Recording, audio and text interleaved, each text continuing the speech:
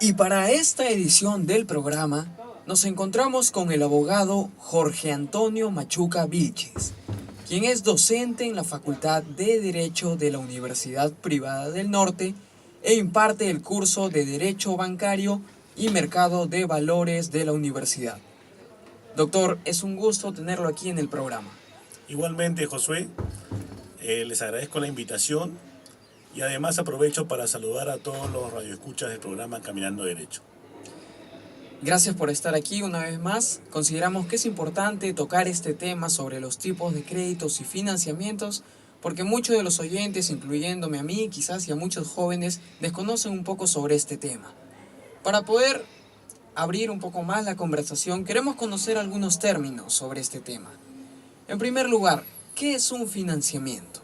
Muy bien, un financiamiento es cuando una persona entrega dinero a otra, básicamente para que éste le sea devuelto en un plazo determinado.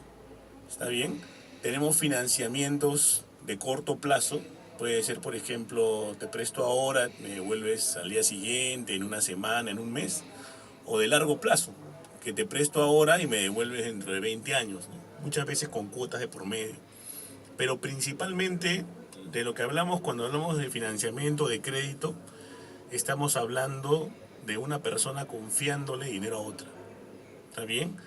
Es por eso que la palabra crédito proviene del latín credere, que significa confiar, creer en alguien, ¿no? Es por ello además que antes de que se produzca un préstamo, primero van a analizar si estás en capacidad de devolverlo y además cómo ha sido tu comportamiento previo con otros créditos que puedes haber pedido, ¿no?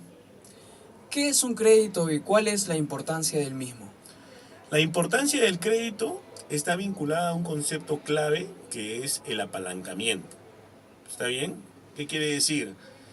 Quiere decir, por ejemplo, que mediante el crédito uno obtiene una suerte de palanca, así como una garrocha que te permite ese salto alto. ¿Cuánto salta un ser humano, digamos, sin garrocha? A lo sumo va a saltar pues 2 metros y un poquito más, pero empleando garrocha supera los 5, los 6 metros, ¿no?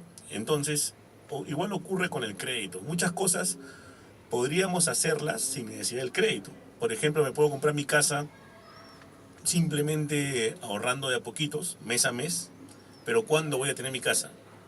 La voy a tener finalmente, con suerte, a los 50, a los 60 años. Entonces, preferible tomo un crédito, me permite comprar la casa a una edad más o menos joven y no, mediante el ahorro, obtener una casa que al final los reales beneficiarios van a ser mis hijos, pero no yo. Entonces, el apalancamiento es una idea que permite adelantar las cosas en el tiempo. ¿Entiendes? O sea, puedes, por ejemplo, tener un negocio que todavía está chiquito y mediante un crédito, cuando ya tienes la idea clara del negocio, lo lanzas con fuerza hacia adelante y lo puedes realmente hacer mucho más. Un ejemplo que siempre ponemos a nivel internacional es de Walt Disney. Walt Disney, por ejemplo, era un gran creyente en los créditos. Él sabía que tenía el talento, pero no tenía plata, por ejemplo, para financiar una película.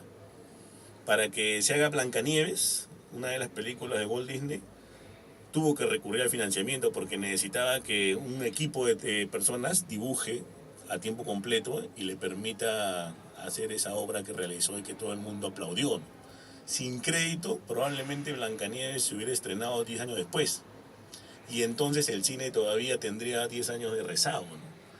O por ejemplo su local, el Walt Disney, ese lugar, ese parque de diversiones tan grande, demuestra que él fue un visionario, ¿no? Porque él lo construyó donde había un pampón. Él vio ahí y dijo, ¿sabes qué? Acá voy a hacer un parque de diversiones. La gente le decía, hoy no será muy grande. No, o sea, está perfecto. Y lo terminó volviendo un parque temático con un financiamiento cuando él ya tenía plata.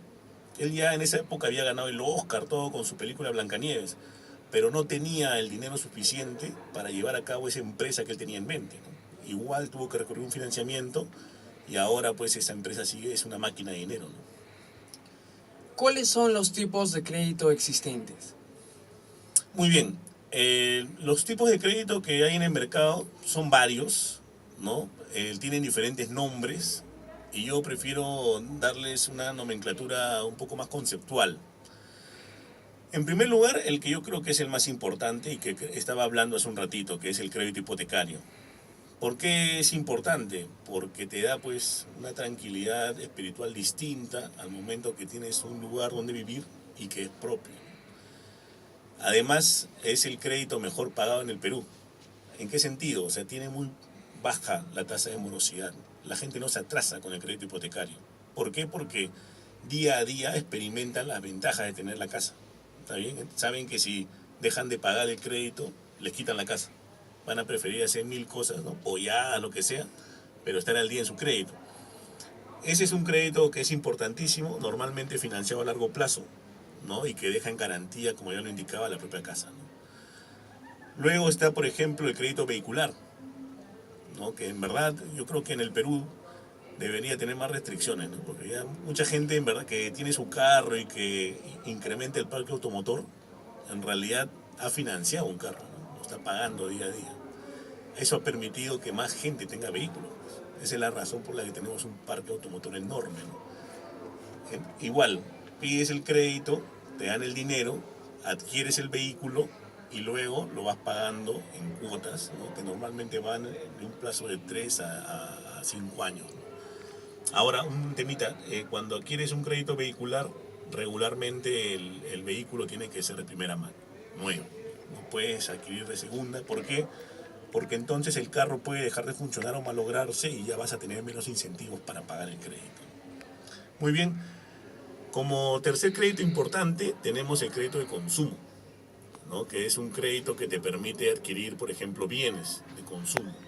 Tienes, por ejemplo, todo lo que es refrigeradoras, lavadoras, etcétera, para el consumo personal.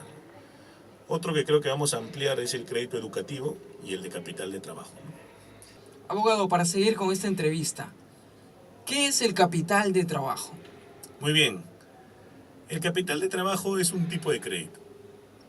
Principalmente lo que se busca con este tipo de crédito es ampliar determinados negocios que tienen viabilidad de crecimiento. Para ponerlo en simple, una persona tiene un negocio en marcha, le está yendo bien y sabe que con un dinero adicional podría hacerlo crecer, potenciarlo, poner un local adicional, etc. Entonces recurre al dinero mediante un crédito especial que se llama capital de trabajo. Acá aprovecho para desterrar un mito. Hay un mito que creo que trae problemas a las personas que van a pedir el capital de trabajo. Y sobre todo a personas jóvenes como las que seguramente están escuchando en estos momentos el programa. ¿Cuál es el mito? El mito es que hay personas que creen que pueden financiar un proyecto de negocio. O sea, llevan su curso de proyecto, ¿no? Y descubren que son muy creativos y que, por ejemplo, están en capacidad de lanzar una juguería novedosa en el Perú, ¿no? Entonces le ponen 20 y dicen, oye, ¿por qué no lo llevamos a la práctica? Y van a pedir un crédito a una entidad de sistema financiero y desafortunadamente lo más probable es que lo rechacen. ¿Está bien?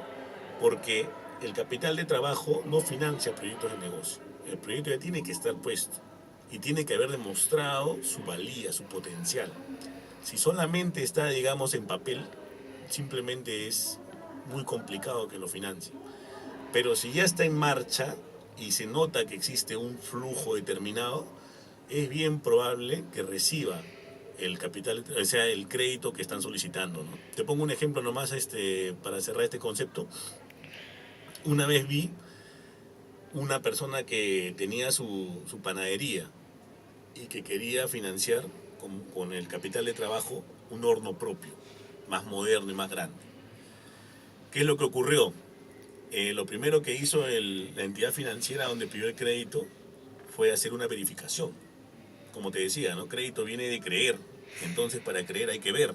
Fueron a la panadería y una persona hizo su informe, ¿no? Con relación a qué veía en la panadería. Cuando pidió el crédito, el panadero dijo que entraban al día 200 personas a comprar pan. Pero cuando fue esta persona a hacer su informe, detectó que no entraba ni la mosca, ¿no? Estaba el panadero solo en la puerta fumando, palteado porque no llegaban clientes. Entonces, eso se pone en un informe y lo va a tomar en cuenta la entidad para ver si da o no el crédito. En ese caso, como comprenderás, simplemente se rechazó el crédito, ¿no? Entonces, este crédito es importantísimo además porque permite que el microempresario que ahora tenemos y que son muchos en nuestro país, microempresarios y microempresarias, salgan adelante, ¿no? Se impulsen, tengan este apalancamiento del que hablábamos en la primera parte de la entrevista. Desafortunadamente, del 100% de microempresarios que hay en el Perú, solamente 6% ha accedido al crédito. El resto no lo hace por desconfianza y por desconocimiento. Otra pregunta que le queríamos hacer es que nos cuente un poco más sobre este tipo de créditos o financiamientos que se dan por estudio. Sabemos que muchos jóvenes terminan quizás el pregrado o incluso la misma secundaria y no tienen la solvencia económica para poder realizar estudios superiores. ¿Nos podría comentar un poco sobre este tipo de financiamiento? Muy bien, excelente. El crédito para estudios es uno de los créditos más nobles que hay.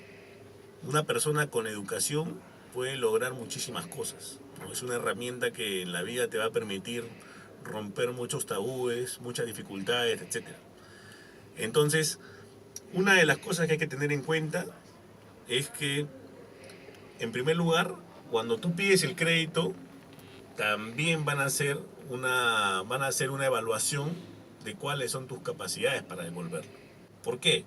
Porque si recibes el crédito para estudios, llevas a cabo los estudios para los cuales has pedido el financiamiento, es bien probable que tu valor en el mercado se incremente, que seas un profesional que vale más empleable y que puede lograr mejores ingresos. Y entonces vas a estar en toda la capacidad de devolverlo. Pero si, por ejemplo, financias a una persona que tiene simplemente dificultades para demostrar que es una persona que va a tener esa progresión en el tiempo, es probable que se lo rechacen, ¿no? Por eso que es bueno para las personas que piden ese tipo de crédito que tengan una base de estudios buena, ¿no? Que estudien, que aprovechen la universidad, que tengan un buen récord académico, porque eso va a poder impulsar la posibilidad del crédito a recibir. Y el otro tema para los que estarían interesados en este crédito, por si acaso, la plata nunca pasa por la mano del estudiante.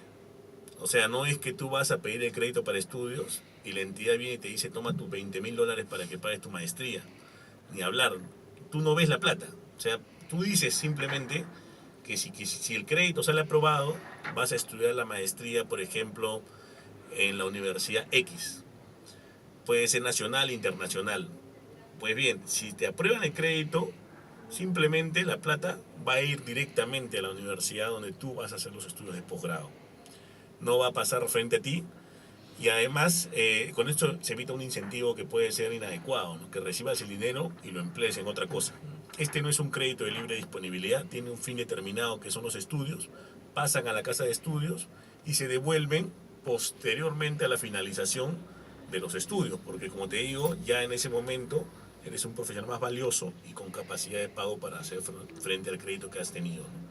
Muchas personas, y en su mayoría muchos jóvenes, ven con dificultad quizás esta posibilidad de poder adquirir un auto, una casa, un departamento, poder tener estudios superiores. Pero bueno, en esta entrevista, en esta edición del programa, vamos descubriendo de que existen algunas facilidades que uno podría adquirir para poder realizar sus sueños. Asimismo, para ir finalizando ya con esta entrevista, la pregunta siguiente es: si bien existen estos créditos y financiamientos, ¿cuál podría ser el peligro de que una persona, un joven, pueda caer en las deudas por este tipo de créditos o financiamientos? Muy bien. En realidad el riesgo es alto, ¿no? Pero no es un riesgo que uno debería temer si es que está adecuadamente informado, ¿no? Por ejemplo, te cuento un caso. Una vez vi un estado de cuenta de una persona que había ido a comprar una hamburguesa a una conocida hamburguesería local. El combo era la hamburguesa más papitas más gaseosa y salía 27 soles. En lugar de pagarlo al contado, esta persona lo pagó al crédito. ¿Cómo? Usando su tarjeta de crédito, que es uno de los mecanismos que te acercan al crédito.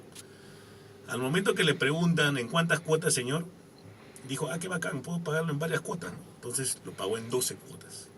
¿Está bien? El resultado es que la hamburguesa en combo, que era 27 soles, terminó convirtiéndose, ¿no?, en un precio más o menos de 85 soles. ¿no? Por la tasa de interés que le ponen a cada cuota, ¿no? Y reveló que detrás de este uso del crédito había una persona que no sabía ni dónde estaba parada, mal educada financieramente, y que realmente así el crédito no le va a servir para su bienestar económico, ¿no? Ayer ha sido el concierto de Romeo Santos, ¿no? ¿Cuántas personas habrán ido a ese concierto con crédito, ¿no? ¿Y cuántas habrán pagado al contado? O sea, nadie te dice que no vayas, que no te diviertas, pero el crédito en verdad debería tener finalidades mucho más edificantes, ¿no? Por ejemplo, yo escucho gente que dice, voy a hacerle sí o sí el cumpleaños número 5 a mi hijo, ¿no? Oye, pero si estás recontra chihuán, bueno, no importa, ¿no? Yo le hago porque es mi hijo y lo quiero. Y es más, voy a traer a una Dalina, voy a traer a Brenda Carvalho. O sea, hace la fiesta del milenio para su hijo con el crédito. Para eso pide un crédito de libre disponibilidad porque la fiestita le costó 4.000 soles. Y luego, cuando tienes que devolverlo, no te queda una casa que usas, no te queda un vehículo que taxeas, nada. Te quedan las fotos de tu fiesta con Brenda Carvalho. ¿Tú crees que vas a tener incentivos para devolver ese crédito? Obviamente no. Entonces, mi consejo es, evita que los créditos te lleven a tener que pagar cuotas que van por encima del 30% de tu remuneración. No deberías pagar más cuotas que atenten contra tu posibilidad de vivir. Y segundo, busca los créditos para situaciones edificantes que realmente sean necesarias, ¿no? Por ejemplo, una vivienda, un vehículo, estudios. No créditos pues, para cosas que son superfluas, ¿no? Que no son reales necesidades, que son gustos y que realmente tú podrías, si no tienes la posibilidad de pagarlo, evitar, ¿no? Porque no son necesidades. Hay gente que dirá, pues no, pero ver a Romeo Santos es necesario, ¿no? Pero te aguanta, pues, porque no hay plata, ¿no? Y si tú entras a pedir un crédito por eso, tienes un gran riesgo de sobreendeudamiento que genera, entre otras cosas, estrés, malestar, y vas a terminar siendo una persona que sufre bastante, o lo peor que te puede pasar, no lo pagas el crédito. Y si no lo pagas, ¿qué es lo que va a ocurrir? Vas a entrar reportado a la central de riesgos y la próxima vez que quieras un crédito para algo más urgente, una operación médica, por ejemplo, para una casa, vas a salir que en tu historial que no puedes comprarlo porque compraste unos zapatos que no pagaste, un celular que perdiste y dejaste de pagar o un conciertito, ¿no? Entonces, el consejo está un poco en tener mucho criterio al momento de emplear este instrumento, que yo no diría que es riesgoso, ¿no? A pesar de que hay varios factores que te pueden llevar a problemas, tú puedes evitar que sea riesgoso si lo empleas bien. Abogado, queremos agradecerle por su tiempo, por haber estado aquí en esta conversación que hemos tenido sobre un tema tan importante, pero asimismo queremos pedirle que se quede un rato más con nosotros, porque en breve volvemos con unos tips que nos ayudarán a sintetizar el tema del día. Así que ya regresamos con los tips. Tip 1. Muy bien. El primer tip que puedo dar tiene que ver con qué debes tratar de apreciar al momento de solicitar un crédito. Es decir, si te dan el tarifario donde está el precio del crédito, ¿qué es lo que deberías tratar de mirar rápidamente? Y bueno, el tip es el siguiente, tienes que ver no la tasa de interés, que está ahí señalada como tasa efectiva anual, sino un concepto que es la TCEA, o sea, la tasa de costo efectiva anual. ¿Por qué? Porque esta aglutina cualquier costo que te pueden cobrar y de esa manera tienes una visión integral de cuánto cuesta el crédito. Si solamente ves la tasa de interés, ves un pedacito de las posibilidades de cobro. Si ves la tasa de costo efectivo anual, tienes la tasa de interés más las comisiones, gastos y otras cosas que pueden incorporarse en el precio. Entonces no se olviden, comparen la TCEA. Tip 2. Muy bien. Lo segundo que hay que comparar es ya la TCEA en diferentes entidades. No se dejen llevar por aquellas entidades del sistema financiero que están más cerca de uno. O sea, oye, recibí un volante de un banco determinado. Me parece que este es el lugar donde voy a pedir mi crédito. Voy ahí. O voy a pedir un crédito acá en la financiera que está en la esquina de mi casa. ¿Por qué? Porque está cerca, ¿no? Entonces la conozco, la he visto, ¿no? O voy a pedir un crédito acá en una caja rural de ahorro y crédito. ¿Por qué? Porque me lo ha recomendado mi amigo. ¿no? Así no funciona. Lo ideal es que tú vayas a una plataforma que se llama Retasas, donde tú puedas comparar a todas las entidades del sistema financiero y cuánto cobra cada una. Y en ese aplicativo te va a salir cuáles cobran más poquito en la parte de arriba y en la parte de abajo cuáles cobran bien caro. De esa manera vas a poder acercarte a la posibilidad de opciones más cómodas para tu bolsillo. ¿Dónde lo encuentras? En la página web de la SBS, que es www.sbs.gov.pe. Tip 3. Muy bien. En relación al tip 3, yo sugiero tener presente, este lo podemos repetir, me he olvidado poner el tip 3. Sí. Sí, no hay ningún problema. Se supone que el 1 era compadre, el 2 era... No. Tip 3. No olvides que al momento que tomas un crédito, tienes que actuar de manera distinta en tu vida. Tienes que honrar ese crédito. O sea, cuando tomas un crédito, pasas a ser deudor. Le debes a alguien. Y normalmente vas a tener un crédito que te va a vincular a esa persona que le debes, ¿no? Una entidad de sistema financiero regularmente, donde tú vas a tener que devolver un crédito en 1 año, en 5 años, en 20 años, dependiendo del tipo de crédito que sea. Eso lleva a que tú tengas un comportamiento responsable en tus gastos. A partir de que tomas un crédito, lo primero que debes pensar cuando recibes un ingreso es que tienes que devolverle a alguien la cuota del mes, por lo menos.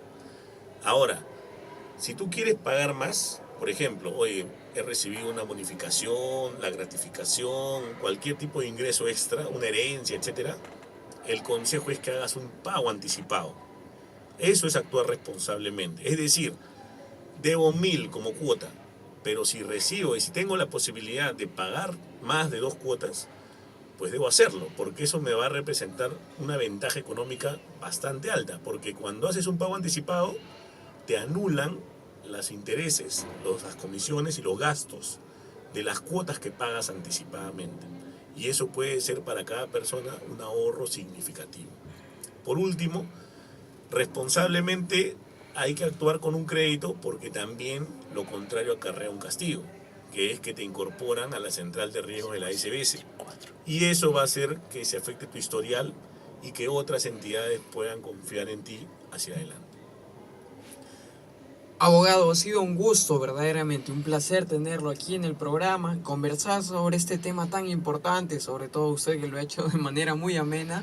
Queremos que no sea quizás la última vez que nos visite aquí en Caminando Derecho y queremos agradecerle por el compromiso que tiene con la universidad y en este caso también con la radio, porque es ya la segunda vez que nos acompaña. Muy bien, muchas gracias por la invitación. En realidad yo estoy encantado de poder difundir estos temas. Yo soy una persona que le debe mucho a la Universidad Privada del Norte. Me ha dado la posibilidad de dictar cursos de Derecho de una manera muy cómoda y con alumnos que realmente se esmeran bastante en los cursos que dicto.